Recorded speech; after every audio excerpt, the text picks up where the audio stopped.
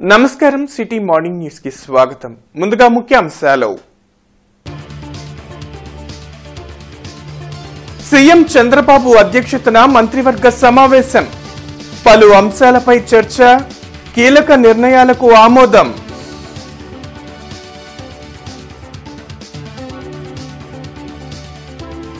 Files clearance లో మంత్రులకు ranking. మొదటి స్థానంలో ఫరూక్, 6వ స్థానంలో చంద్రబాబు, చివరి స్థానంలో సుభాష్.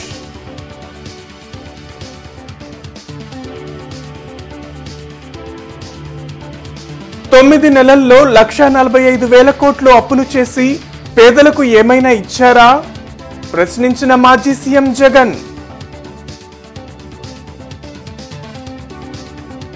అన్ని వ్యవస్థలను చిన్నాభిన్నం చేసిన మాజీ సీఎం జగన్. ఆర్థిక వ్యవస్థ గురించి మాట్లాడటం విడ్డూరంగా ఉంది. శాసనమండలి చీఫ్ విప్ అనురాధ.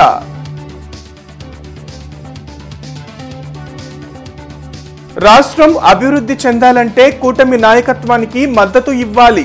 ఎమ్మెల్సీ ఎన్నికల్లో తనను గెలిపించాలని కోరిన ఆలపాటి రాజా. వెలగపూడి సచివాలయంలో ముఖ్యమంత్రి చంద్రబాబు అధ్యక్షతన మంత్రివర్గ సమావేశం నిర్వహించారు. పలు అంశాలపై చర్చించి కీలక నిర్ణయాలు తీసుకున్నారు. నామినేటెడ్ పదవుల్లో బీసీలకు 34% రిజర్వేషన్ కల్పించాలని కేబినెట్ నిర్ణయించింది. ఈ మేరకు సీఎం చంద్రబాబు అధ్యక్షతన వెలగపూడి సచివాలయంలో నిర్వహించిన మంత్రివర్గ సమావేశంలో పలు అంశాలపై కీలక నిర్ణయాలు తీసుకున్నారు. మొత్తం 21 అంశాలు ఎజెండాగా మంత్రివర్గ సమావేశం జరిగింది. వచ్చే విద్యా సంవత్సరం ప్రారంభంలోనే తల్లికి వందనం పథకం ఇవ్వాలని నిర్ణయించారు. అలాగే ఏప్రిల్లో మత్స్యకార భరోసా ఇవ్వడంపై దృష్టి పెట్టాలని మంత్రులకు సూచించారు. అన్నదాత సుఖీభవకు సంబంధించిన విధి విధానాలు రూపొందించాలని అధికారులను సీఎం ఆదేశించారు. రానున్న రోజుల్లో విద్యుత్ ఛార్జీలు పెరగటానికి వీల్లేదని సీఎం తేల్చి చెప్పారు. శాఖల పరంగా మంత్రుల పనితీరు మెరుగుపడాలని సీఎం అన్నారు. నాణ్యమైన సన్నబియ్యంతో మధ్యాహ్న భోజన పథకం అమలు చేయాలని మంత్రివర్గం నిర్ణయించింది. కేబినెట్ నిర్ణయాలను మంత్రి పార్థసారథి మీడియాకు వెల్లడించారు. ఇంతకుముందు ఎస్సీ ఎస్టీ ఎంటర్‌ప్రెన్యూర్స్ కి కేవలం 50% subsidy, maximum limited to 20 lakhs land cost మీద సబ్సిడీ ఇచ్చేవాళ్ళు. ఈరోజు అలా కాకుండా దాన్ని 75% rebate on land cost with cap 25 lakhs rupees. మరి టీటీడీలో ఇటీవల చాలా వార్తలు వింటా ఉన్నాం. ఈరోజు మంత్రిమండలి ముందుకి 15 మంది పోర్టు సూపర్వైజర్స్ ని నియమించడానికి, ఏర్పాటు చేయడానికి ప్రతిపాదన వచ్చింది. దాని ప్రమోషన్ మన అనంతపూర్లో ఎక్సైజ్ కు సంబంధించిన కస్టమ్స్ కు సంబంధించిన ట్రైనింగ్ ఇన్స్టిట్యూట్ ఏదైతే ఉందో ఆ మోడల్లో, ఎందుకంటే అన్ని వసతులతో చాలా బ్రహ్మాండంగా ఏర్పాటు చేశారు. దాన్ని చూసి ఒక కమిటీ మంత్రిమండలిలో ఒక 2-3 వెళ్లి దాన్ని చూసి అన్ని వసతులతో కూడిన ఈ సెంటర్ ని ఇక్కడ అమరావతిలో డెవలప్ చేయాలని చెప్పేసి ఏదైతే ప్రతిపాదన వచ్చిందో దాన్ని ఆమోదించడం జరిగిందని చెప్పేసి మనం చేస్తాం.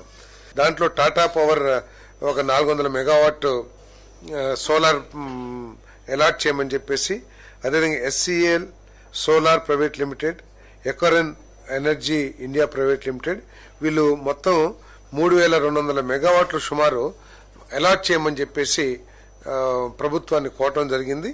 దీని మూలంగా దాదాపు 5,500 కోట్ల రూపాయల పెట్టుబడులు ఈ రాష్ట్రంలోకి రాబోతా ఉన్నాయి. అదేవిధంగా 3,500 మందికి ఉద్యోగ అవకాశాలు కూడా లభించే అవకాశాలు ఏర్పడతాయని చెప్పేసి కూడా మనం చేస్తాం.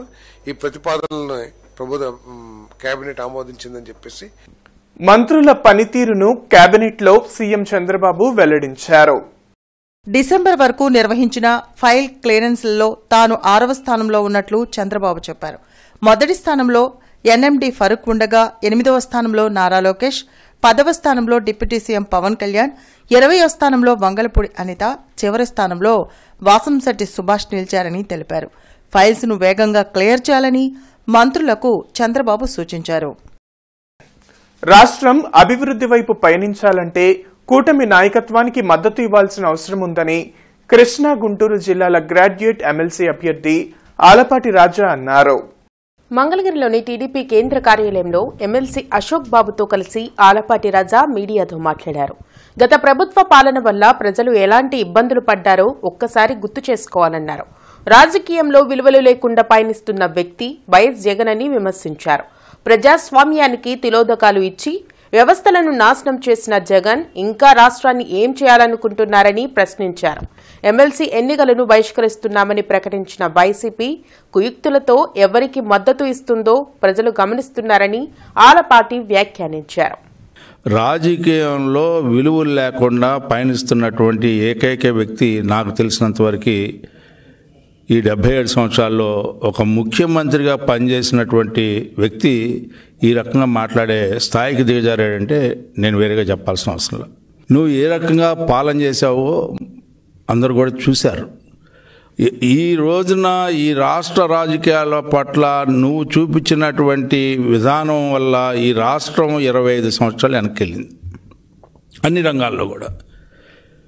అంతకుముందు చంద్రబాబు నాయుడు గారి పాలనలో రాజధాని లేనటువంటి రాష్ట్రానికి రాజధాని తీసుకొచ్చి, ప్రజా రాజధాని తీసుకొచ్చి, పోలవరాన్ని తీసుకొచ్చి ఆ రకంగా పరిశ్రమలు తీసుకొస్తే ఇవాళ ఏదన్నా ఒకటి ఉందా? ఎవరికైనా సరే ఉద్యోగ అవకాశాలు కల్పించావా? జాబ్ ఇస్తానని చెప్పావు. ప్రతి జనవరికి నేను జాబ్ క్యాలెండర్ ప్రకటిస్తాను. జాబ్లెస్ క్యాలెండర్ ప్రకటించినటువంటి దుర్మార్గపు నీతిని అవలంబించినటువంటి నువ్వు కాదా అని చెప్పి నేను అడుగుతా ఉన్నా. 9 నెలల కూటమి ప్రభుత్వ పాలనలో సీఎం చంద్రబాబు ఏపీకి చేసిన విధ్వంసం అంతా ఇంతా కాదని మాజీ సీఎం జగన్ వ్యాఖ్యానించారు.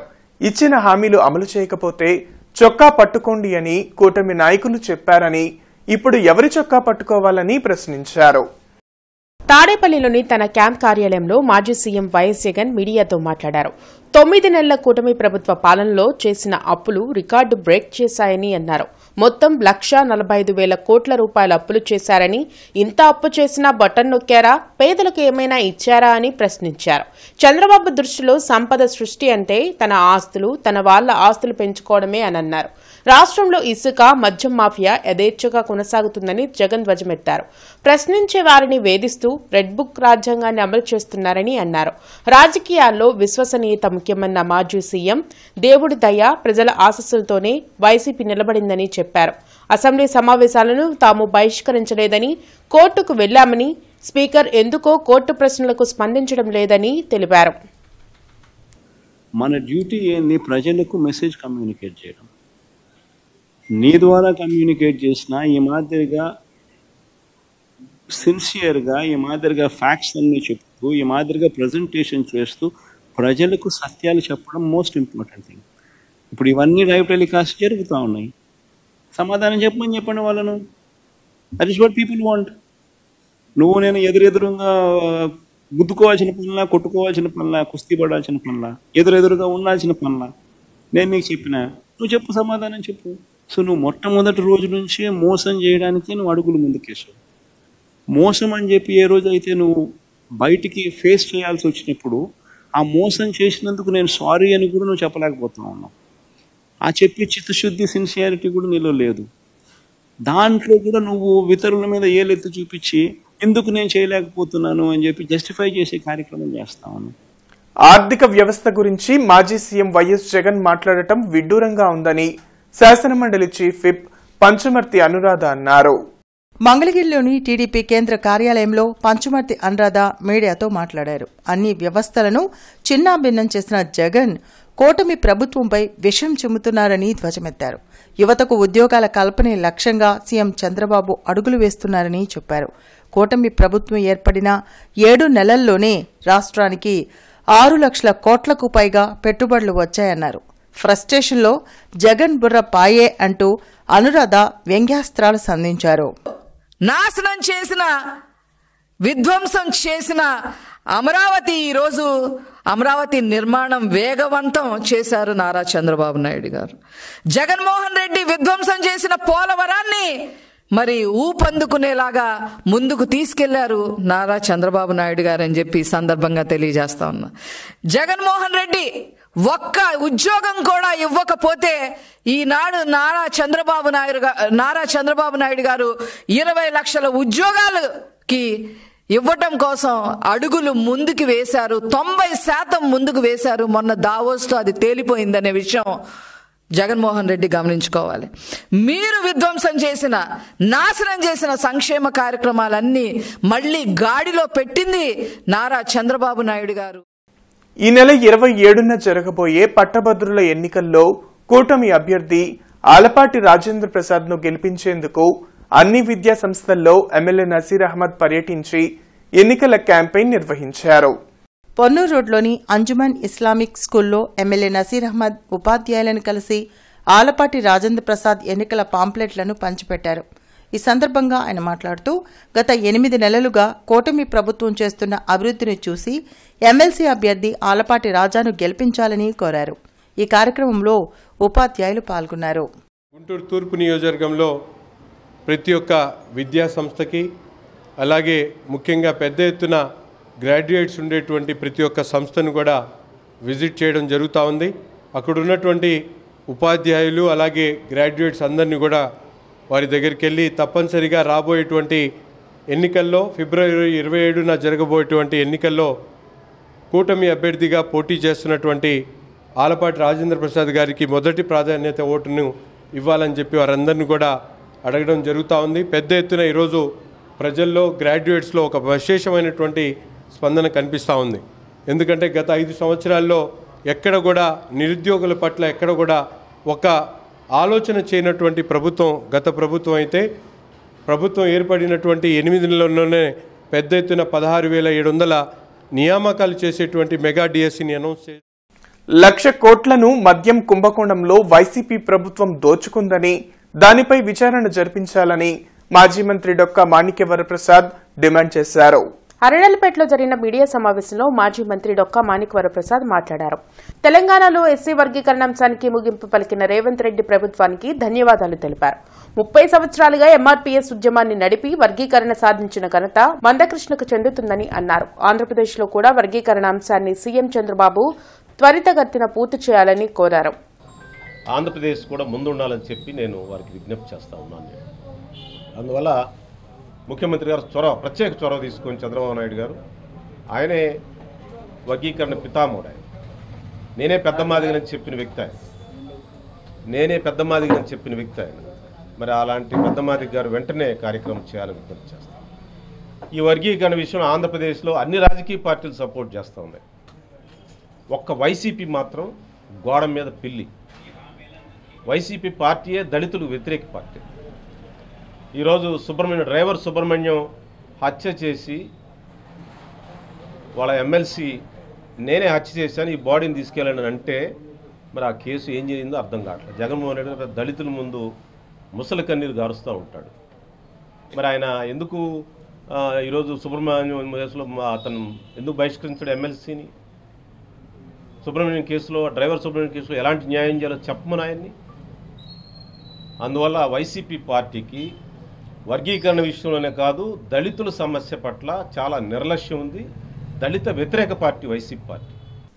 అంజుమాన్ ఇస్లామిక్ కమిటీ ఆధ్వర్యంలో జరిగిన ఉచిత కుట్టు మిషన్ల పంపిణీ కార్యక్రమంలో తూర్పు ఎమ్మెల్యే నసీర్ అహ్మద్ పాల్గొన్నారు. పొన్నూరు రోడ్లోని అంజుమన్ ఇస్లామిక్ స్కూల్లో మహిళలకు కుట్టు మిషన్లు పంపిణీ కార్యక్రమం జరిగింది. ఈ కార్యక్రమంలో ఎమ్మెల్యే నసీర్ అహ్మద్ పాల్గొన్నారు. ఈ సందర్భంగా ఆయన మాట్లాడుతూ స్కిల్ డెవలప్మెంట్ కార్యక్రమంలో భాగంగా 3 నెలలుగా 40 మంది మహిళలకు కుట్టు పనిలో శిక్షణ ఇచ్చామని తెలిపారు. వారికి ట్రైనింగ్ సర్టిఫికెట్లు, కుట్టు మిషన్లు ఇస్తున్నామని అన్నారు.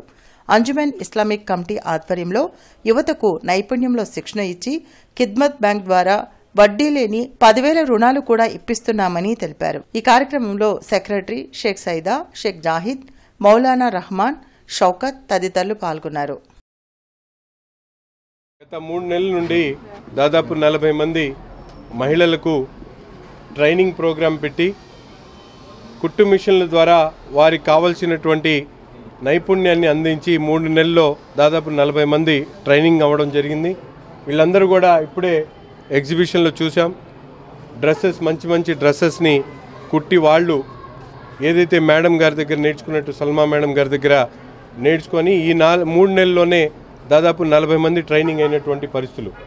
గత 3 నెలల్లో ట్రైనింగ్ అయినటువంటి వాళ్ళు కూడా ఈ 4 నెలల్లో నేర్చుకున్న తర్వాత వీళ్ళందరికీ కూడా ఉపాధి అనేది మార్గాన్ని తీసుకునేటువంటి కార్యక్రమాన్ని ఈరోజు అంజుమన్ ఇస్లామియా స్కిల్ డెవలప్మెంట్ సెంటర్కి సంబంధించి ముఖ్యంగా ఇక్కడ నేర్చుకున్నటువంటి ప్రతి మహిళకు కూడా ఖిద్మత్ బ్యాంక్ ద్వారా 10,000 రూపాయలు రుణ సదుపాయం వితౌట్ ఇంట్రెస్ట్ రుణ సదుపాయం కల్పించేటువంటి ఈ నెల 27న జరగనున్న ఎమ్మెల్సీ ఎన్నికల్లో కూటమి అభ్యర్థి ఆలపాటి రాజాకు అంగన్వాడీ డ్వాక్రా సంఘాల నేతలు మద్దతు ప్రకటించారు.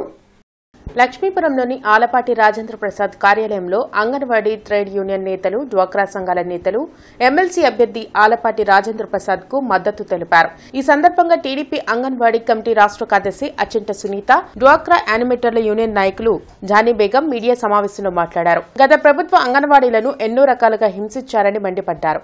కూటమి ప్రభుత్వం అధికారంలోకి రాగానే అంగన్వాడీల సమస్యలను ఒక్కొక్కటిగా తీరుస్తున్నారని తెలిపారు.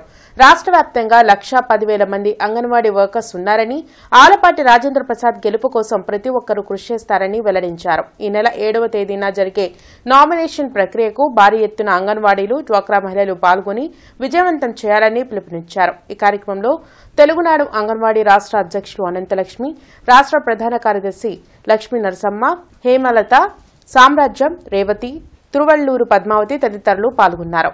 రాష్ట్ర వ్యాప్తంగా ఉన్నటువంటి అంగన్వాడీలు కానివ్వండి, డ్వాక్రాల్లో ఉన్నటువంటి ఆర్పీలు కానివ్వండి, ప్రతి ఒక్కరూ కూడా కూటమి ప్రభుత్వానికి మద్దతుగా నిలుస్తారు. అలాగే కృష్ణా, గుంటూరు జిల్లాల్లో కూడా మేము అన్ని ప్రాజెక్ట్స్ని కూడా కలవటం, అంగన్వాడీ టీచర్స్ని కూడా కలవటం జరిగింది.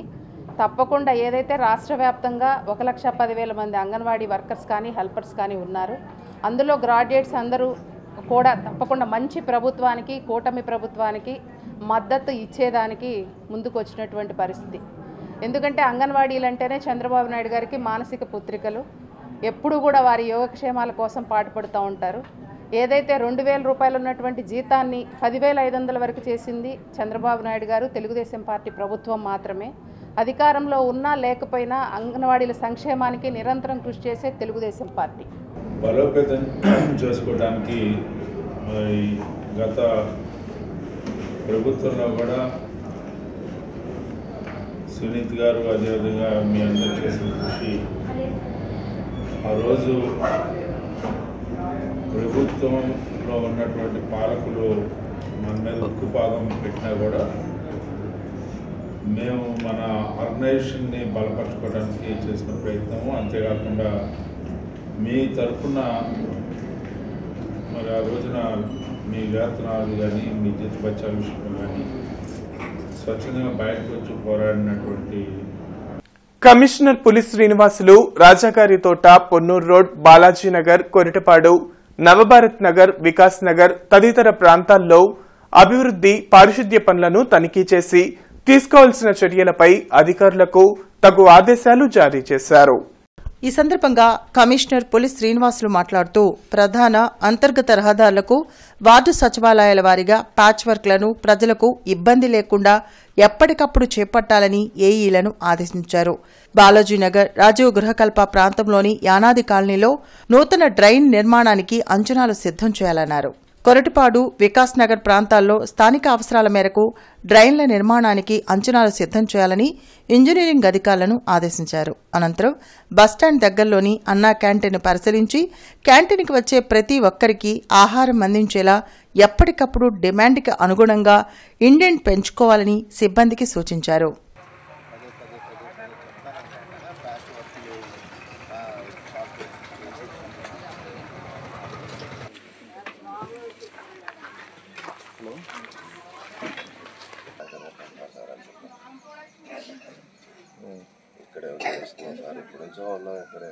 గుంటూరు, కృష్ణా జిల్లాల పట్టభద్రుల ఎమ్మెల్సీ టీడీపీ కూటమి అభ్యర్థి ఆలపాటి రాజేంద్ర ప్రసాద్ ఈరోజు నామినేషన్ దాఖలు చేయనున్నారు. ఈ సందర్భంగా గురువారం తూర్పు నియోజకవర్గంలో ఎన్నికల సమన్వయ సమావేశం ఏర్పాటు చేశారు. కార్యక్రమంలో కూటమి నాయకులు పాల్గొన్నారు. ఈ రోజు ఉదయం 10 గంటలకు శ్రీ వెంకటేశ్వర విజ్ఞాన మందిరం నుంచి భారీ ప్రదర్శన నిర్వహించనున్నారు. ఉదయం 10 గంటలకు కలెక్టరేట్లో నామినేషన్ పత్రాలు సమర్పించనున్నారు. టీడీపీ, జనసేన, బీజేపీ, ఉపాధ్యాయ, ప్రజా సంఘాల నాయకులు, పట్టభద్రులు జయప్రదం చేయాలని ఆలపాటి కోరారు. గుంటూరు వెంకటేశ్వర విజ్ఞాన మందిరం నుంచి 10 గంటలకి ర్యాలీగా బయలుదేరి కలెక్టరేట్ ఆఫీసులో కూటమి నాయకత్వం ఆధ్వర్యంలో మంత్రులు, అదేవిధంగా ఉద్యోగ సంఘాలు, సోదర శాసనసభ్యులు, శాసనమండలి సభ్యులు, అదేవిధంగా అన్ని సంఘాల మద్దతుతో నామినేషన్ వేయటం జరుగుతూ ఉంది. ఈ కార్యక్రమంలో వేలాది మంది పాల్గొని విజయానికి సంకేతంగా మద్దతు పలకాల్సిన అవసరం ఉంది అని చెప్పి మీ అందరికీ విజ్ఞప్తి చేస్తూ, రాష్ట్రంలో గతంలో పరిపాలించినటువంటి వైసీపీ ప్రభుత్వం 5 సంవత్సరాల కాలంలో ఏ ఒక్క నిరుద్యోగ యువతకు కూడా ఉపాధి కల్పించేటువంటి ఆలోచన చేయక, పట్టాభద్రులుకున్నటువంటి నిరుద్యోగులకు ఏ ఒక్క రూపాయి కూడా విడుదల చేయకుండా వారి పట్ల ఏదైతే నిరంకుశ ధోరణితో పనిచేసిందో, కూటమి ప్రభుత్వం ఏర్పడంగానే మొదటి దశలోనే తొలి విడతలోనే మెగా డిఎస్సి పేరుతో 17,000 మందికి ఉద్యోగాలు కల్పించేటువంటి కార్యక్రమాన్ని శ్రీకారం చుట్టినటువంటి ప్రభుత్వం కూటమి ప్రభుత్వం. అంతేకాకుండా గతంలో ఏ విధంగా అయితే నిరుద్యోగులకు వారందరూ కూడా తమ కాళ్ళ మీద నిలబడేటువంటి విధంగా నిరుద్యోగ భృతిని కల్పించేటువంటి అంశం మీద ఈరోజు కూటమి ప్రభుత్వం దాని మీద ఆలోచనలు చేస్తున్నటువంటి విధానం. కానీ మానవతా స్వచ్ఛంద సేవా సంస్థ ప్రెసిడెంట్ కొమ్మాలపాటి శ్రీనివాసరావు అధ్యక్షతన గుజ్జనగుండ్లలోని రామిశెట్టి రామారావు ఉన్నత పాఠశాలలో డిజిటల్ క్లాసులకు ఎల్ఈడి టీవీని యార్లగడ్డ శ్రీనివాసరావు జ్ఞాపకార్థం స్కూల్కు అందజేశారు. ఈ కార్యక్రమానికి ముఖ్య అతిథిగా గుంటూరు వికాస్ విద్యా సంస్థల అధినేత పి శంకర్రావు పాల్గొన్నారు. ఈ సందర్భంగా మానవతా స్వచ్ఛంద సంస్థ చైర్మన్ పావులూరి రమేష్ మాట్లాడుతూ, నలుగురితో బ్రతుకు, నలుగురిని బ్రతికించు, మంచే చేద్దాం, మంచి దగ్గర మనముందాం అనే నినాదంతో పనిచేస్తున్నామని అన్నారు.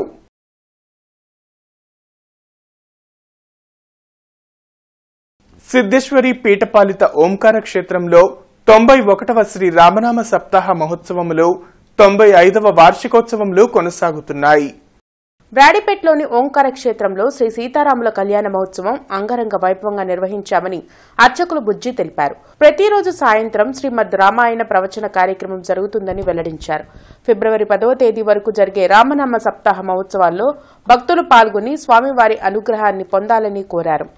శ్రీ ఓంకార క్షేత్ర ముఖ్య దేవాలయం హనుమత లక్ష్మణ సీతా పరివార సమేత శ్రీ కోదండరామస్వామి వారి సీతారామ కళ్యాణ మహోత్సవం జరుగుతోంది. ఇవాటి రోజున 50 మంది భక్తులు వచ్చి ఈ క్షేత్రంలో స్వామివారి కళ్యాణం వీక్షిస్తూ ఆ శ్రీరామచంద్రుని యొక్క అనుగ్రహాన్ని పొందుతూ ఆయన సేవలో తరించుతున్నారు.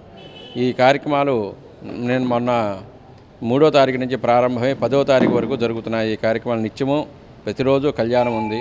ప్రతిరోజు ఉదయం 9:30 గంటల కల్లా కళ్యాణము, సాయంత్రం పూట శ్రీమద్ రామాయణం మీద ప్రవచన కార్యక్రమం ఉంటుంది. రోజు 6 గంటల నుంచి సాయంత్రం 8 గంటల వరకు శ్రీ రామాయణ ప్రవచనం ఉంటుంది. అందరూ 50 మంది భక్తులు ఈ దేవాలయానికి విచ్చేసి ఆ శ్రీ కోదండరామస్వామి సేవలో పాల్గొని ఆయన సేవలో తరించవలసిందిగా కోరుచున్నాము. మలబార్ గోల్డెన్ డైమండ్స్ గుంటూరు షోరూంలో ఆర్టిస్ట్రీ షో, జ్యువెలరీ ప్రదర్శన 9వ తేదీ వరకు జరుగుతుందని store head Nadeer, marketing manager గోపీకిరణ్లు తెలిపారు. గుంటూరులోని మలబార్ గోల్డ్ అండ్ డైమండ్ షోరూంలో ఈ ప్రదర్శనను డాక్టర్ షమా సుల్తానా, డాక్టర్ ఐశ్వర్య, కాస్మోలాజిస్ట్ రాజ్యలక్ష్మి, పెద్ది రమణారావులు ముఖ్య అతిథులుగా పాల్గొని ప్రారంభించారు.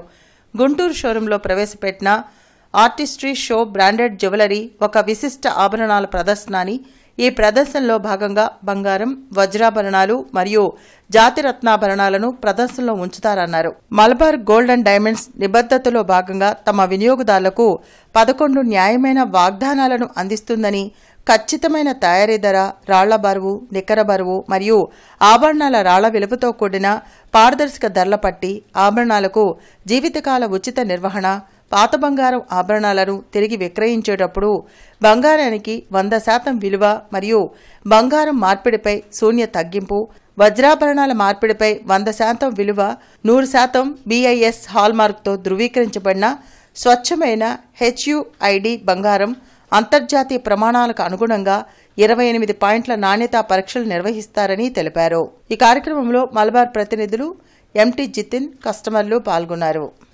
ఇది చూడకపోతే చాలా వరకు చాలా మిస్ అయిపోతాము. ఎంత చక్కగా ఉందంటే ప్రతి జ్యువెలరీలో వీళ్ళ నినాదమే ఆర్ట్ ఇన్ ఎవ్రీ జ్యువెలరీ.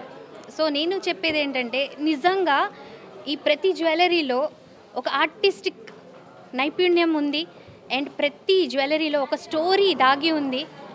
ఎంత నైపుణ్యంగా ఎంత చక్కగా వాళ్ళు డిజైన్ చేసి మాకు ఇచ్చారో కనబడుతుంది. ఈవెన్ డివోషనల్ అది ఒక్కొక్క క్లారిటీ ఏదైతే ఉండిందో నిజంగా ఒక గుడి మీద ఎలా ఉండేదో సేమ్ ఒక జ్యువెలరీ మీద కనిపిస్తోంది. అండ్ ఈరోజు నేను ఇక్కడికి వచ్చి చూస్తుంటే కనుక చాలా బాగున్నాయి. క్వాలిటీ మాత్రము ఒక్కొక్క జ్యువెలరీ ఒక్కొక్క యూనిక్నెస్ ఉంది దాన్ని తయారు చేసే పద్ధతి కానీ. అండ్ ఇప్పుడు నేను క్యారీ చేస్తున్నటువంటి ఈ హారం కూడా ఇక్కడ మన మల్బార్ స్టోర్లో నుంచి తీసుకున్నదే. చాలా లైట్ వెయిట్ ఉంది. జ్యువెలరీ అనేది కూడా మనకి ఇప్పుడు అంతా కూడా వెడ్డింగ్ సీజన్స్ కాబట్టి పిల్లల నుంచి పెద్దవాళ్ళకి ఎవరైనా సరే వేసుకోగలిగిన ఇటువంటి ఆభరణాలు మనం ఇక్కడ చూడొచ్చు. శ్రీ గంగా మీనాక్షి సోమసుందర స్వామి దేవాలయంలో 124వ వార్షిక బ్రహ్మోత్సవాలు కొనసాగుతున్నాయి. అరండల్పేటలోని శ్రీ గంగా మీనాక్షి సోమసుందర స్వామి వార్షిక బ్రహ్మోత్సవాలు స్వస్తి వాచకం, గోపూజ, దేవాలయ ప్రదక్షిణ, గణపతి పూజతో మొదలైందని అర్చకులు సుబ్రహ్మణ్య శర్మ తెలిపారు. ఫిబ్రవరి 11వ తేదీ వరకు ప్రతిరోజు స్వామివారికి విశేష పూజలు జరుగుతాయని, భక్తులు పాల్గొని స్వామివారి కృపను పొందాలని కోరారు. ఈ కార్యక్రమంలో ధర్మకర్త ప్రసాద్, భాస్కర్, శ్రీనివాస్, మధుసూదన శర్మ పాల్గొన్నారు. ఈ రోజు నుంచి 11వ తేదీ వరకు కార్యక్రమాలు జరుగుతాయి. రేపు ఉదయం 8 గంటలకి గణపతి హోమం జరుగుతుంది. సాయంకాలం మండప పూజ కార్యక్రమాలు జరుగుతాయి. శనివారం నాడు 9వ తేదీ ఆదివారం నాడు స్వామివారికి మహాన్యాసపూర్వక మహారుద్రాభిషేకం బిల్వార్చన జరుగుతుంది. సాయంకాలం శ్రీ వీరభద్ర స్వామివారికి అర్చన, మండప పూజ జరుగుతాయి. సిటీ న్యూస్ సమాప్తం. నమస్కారం.